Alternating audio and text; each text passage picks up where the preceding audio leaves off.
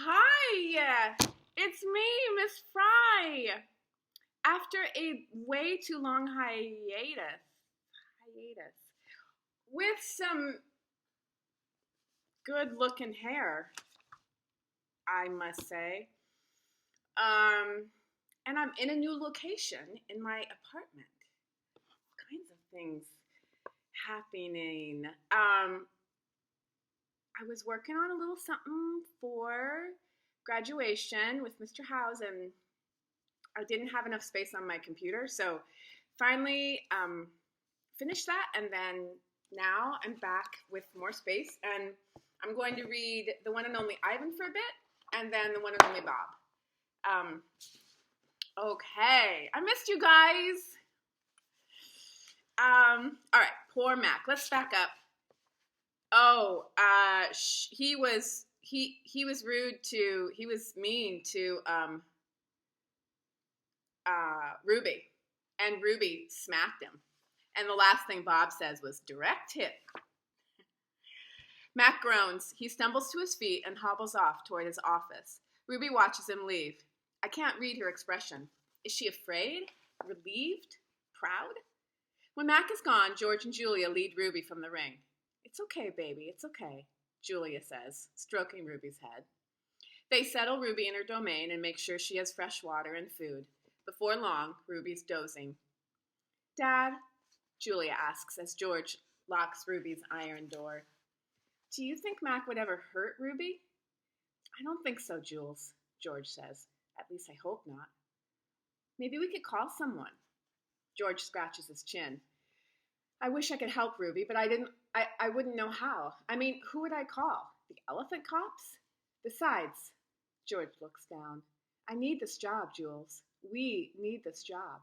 Your mom, the doctor bills. He kisses the top of Julia's head. Back to work, you and me both.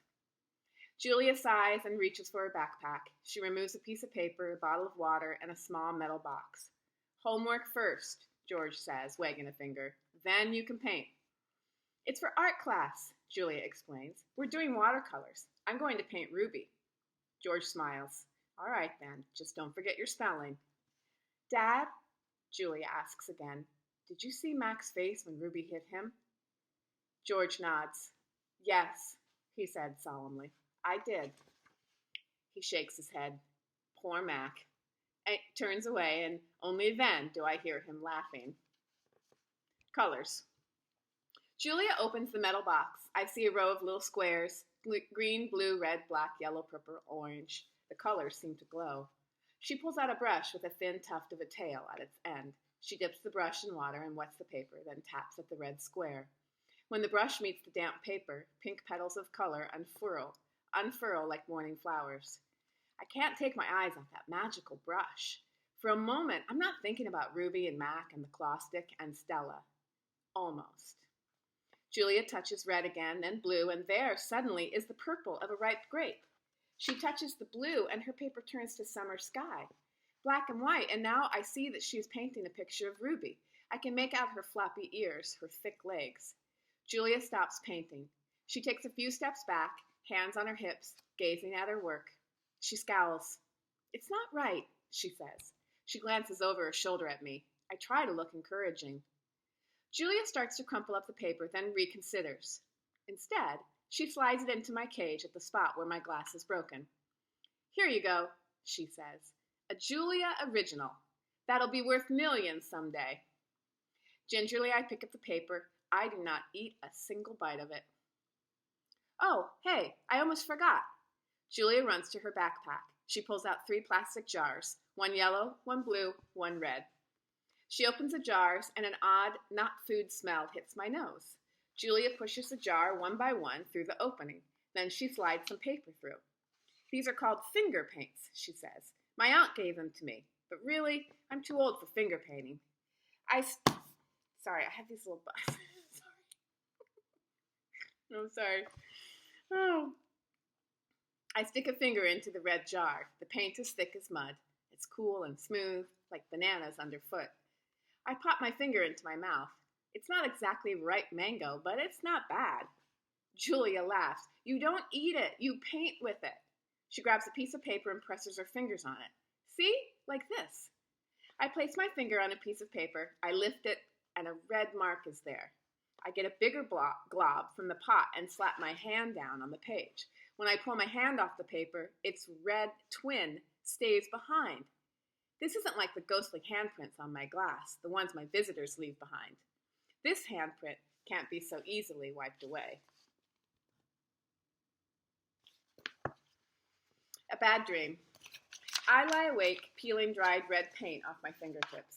Bob, who accidentally walked on one of my paintings, is licking his red paws.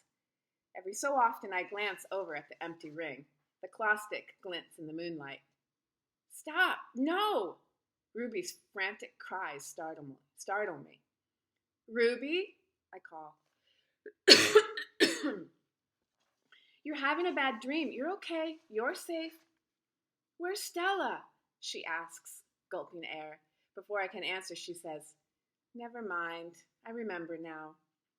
Go back to sleep, Ruby, I say. You've had a hard day. I can't go back to sleep, she says.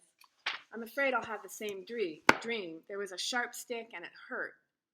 I look at Bob and he looks back at me. Oh, Ruby says. Oh, Mac. She puts her trunk between the bars.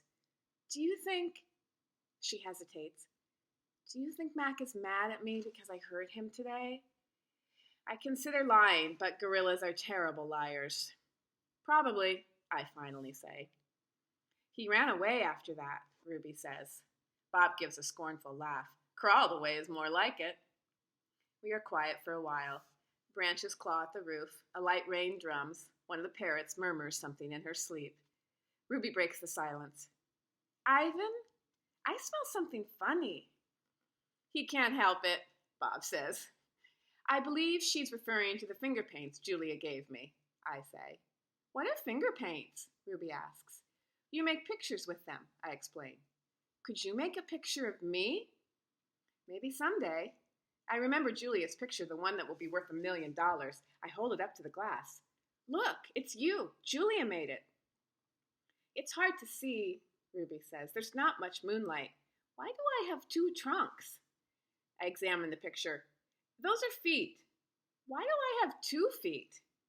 That's called artistic license, Bob says. Ruby sighs. Could you tell me another story? She asks. I don't think I can ever go back to sleep. I told you all I remember, I say with a helpless shrug. Then tell me a new story, she says. Make something up. I try to think, but my thoughts keep returning to Mac and his claw stick. Anything yet? Ruby asks. I'm working on it. Ivan? Ruby presses. Bob said you were going to save me. I search for true words. I'm working on that too. Ivan? Ruby says in a voice so low I can barely hear her. I have another question. I can tell from the sound of her voice that this will be a question I don't want to answer. Ruby taps her trunk against the rusty iron bars of her door. Do you think, she asks, do you think that I'll die in this domain someday, like Aunt Stella? Once again, I consider lying, but when I look at Ruby, the half-formed words die in my throat. Not if I can help it, I say instead. I feel something tighten in my chest, something dark and hot. And it's not a domain, I add. I pause, and then I say it. It's a cage.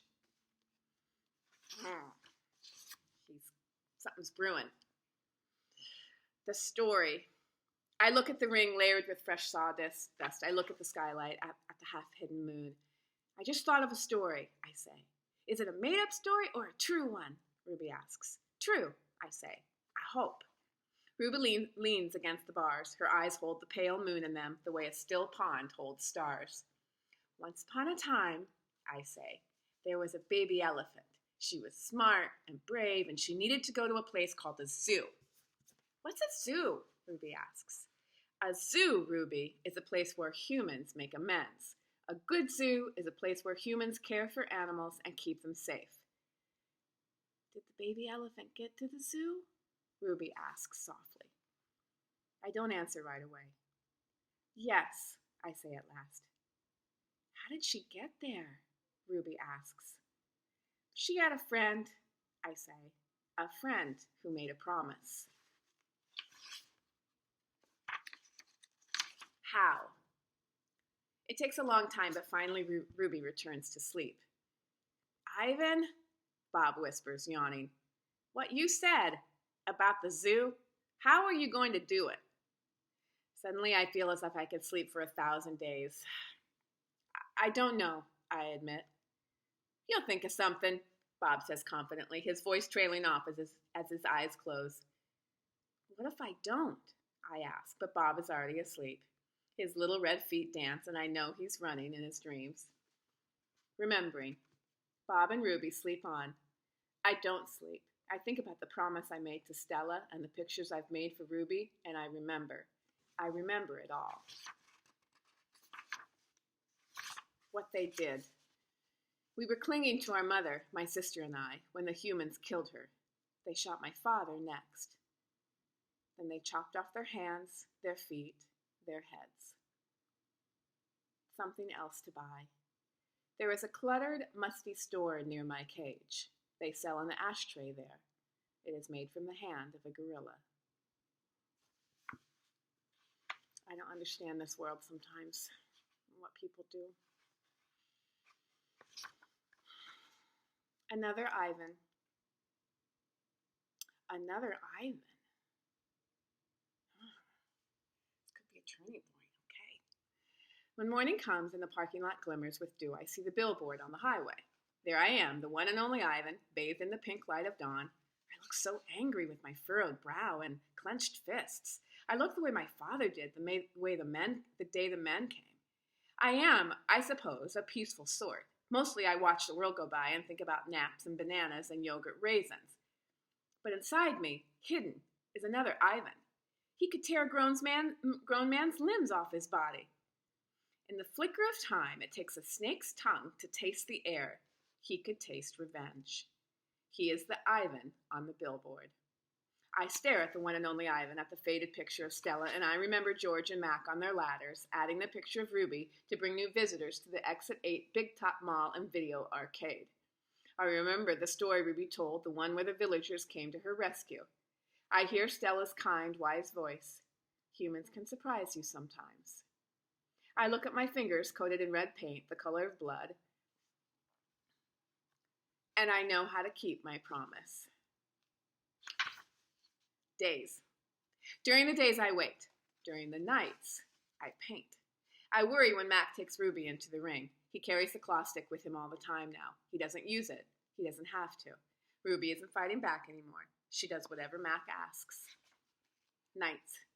I close my eyes. I dip my fingers into the paint. When I'm done with one piece of paper, I set it aside to dry. It's so small, just one sheet, and I'm going to need so many. I move on to the next and the next and the next.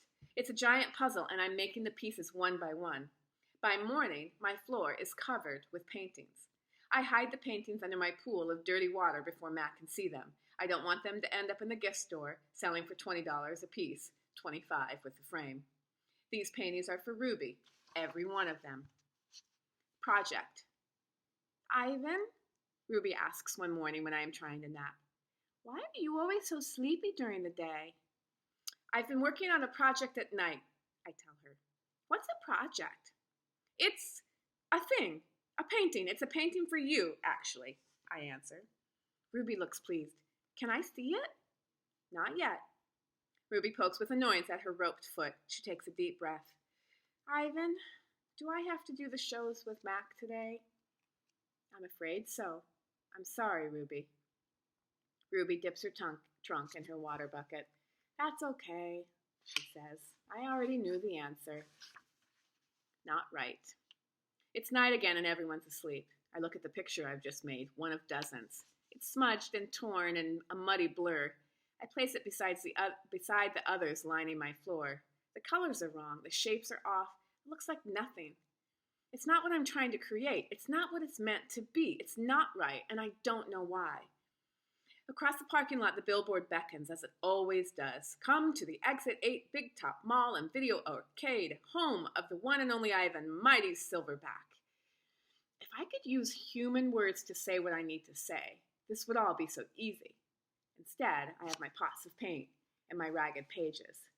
I sigh. My fingertips glow like jungle flowers. I try again.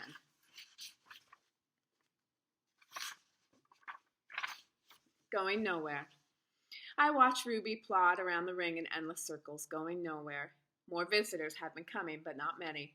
Max says Ruby's not picking up the slack after all. He says he's cutting back on our food. He says he's turning off the heat at night to save money. Ruby looks thinner to me, more wrinkled than Stella ever was. Do you think Ruby's eating enough? I ask Bob. I don't know. I'll tell you one thing, though. You're sure as heck painting enough. Bob wrinkles his nose. That stench is unbelievable, and I found yellow point paint in my tail this morning. Bob isn't happy about my night painting. He says it's unnatural. Now, while I work at my art, Bob sleeps on Knot Tag. He claims he prefers her because she doesn't snore. He says her belly doesn't rise and fall and make him seasick. What is the plan of yours anyway? Bob asks. If you explained it to me, I could help out. He gnaws at his tail. Maybe I could come up with something that doesn't involve, paint. I can't explain it, I tell him. It's an idea in my head, but I can't get it right. And anyway, I'm almost out of supplies. I should have known I wouldn't have enough. I kick at my tire swing. It's spattered with drops of blue paint. It's a stupid idea. Well, I doubt that, Bob says. Smelly? Yes. Stupid? Never. Good old Bob. Bad guys. Most of the day I doze. Late in the afternoon, Mac approaches. Bob slips under Knot Tag. He prefers to keep a low profile around Mac. Mac's gaze falls on my pool. A corner of one of my paintings is visible. What's that big guy? He asks. I calmly eat an orange, ignoring him, but my heart is racing. Mac kicks at my plastic pool. Underneath it are all the paintings. Mac yanks on a piece of paper. It slips out easily, and he doesn't seem to notice the other paintings. This page is striped with green, which is what happens when blue paint and yellow paint get together. It's supposed to be a patch of grass. Not bad. Where'd you get the paint anyway? George's kid? He considers. I bet I can get 30 for this picture, maybe even 40. Mac turns on my TV. It's a Western. There's a human with a big hat and a small gun. He has a shiny star pinned to his chest. That means he is the sheriff, and he will be getting rid of all the bad guys.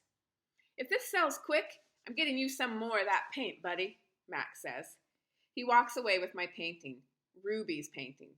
For a moment, I imagined what it would feel like to be the sheriff. That means he is the sheriff, and he will be getting rid of all the bad guys. So what impression does he have of Mac? Ad. Like advertisement. Good news, huh? Bob says when Mac's out of earshot. Looks like you might be getting some more supplies. I don't want paint for Mac, I say. I'm painting for Ruby. Well, you can do both, Bob says. You're an artist, after all. While I watch the movie, I try to come up with a new hiding place for my paintings. Maybe, I think, I could fold them, once they're dry, and stuff them into Knot Tag. It's a long movie. At the end, the sheriff marries the woman who owns the saloon, which is a watering hole for humans, but not horses. It's been a long time since I've seen a Western that was also a romance. I like that movie, I say to Bob. Too many horses, not enough dogs, he comments. An ad comes on. I don't understand ads. They're not like Westerns, where you know who the bad guy is supposed to be, and they're hardly ever romantic unless the man and the woman are brushing their teeth before they face lick. I watch an ad for underarm deodorant. How do you know who's who if they don't smell? I ask Bob. Humans reek, Bob replies. They just don't notice because they have incompetent noses. Another ad comes on. I see children and their parents buying tickets, just like the tickets Mac sells. They laugh, enjoying their ice cream cones as they walk down a path. They pause to watch two sleepy-eyed cats, huge and striped, dozing in long grass. Tigers. I know because I saw them on a nature show once. Words flash on the screen, accompanied by a drawing of a red giraffe. The giraffe vanishes, and I see a human family staring at another kind of family. Elephants, old and young. They're surrounded by rocks and trees and grass and room to wander. It's a wild cage, a zoo. I see where it begins and where it ends.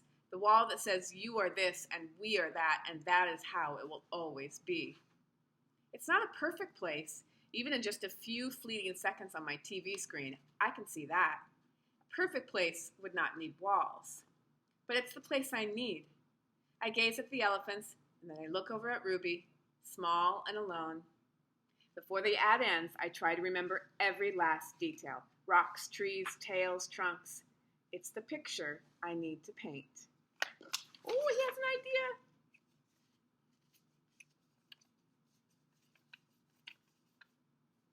Last bit, imagining.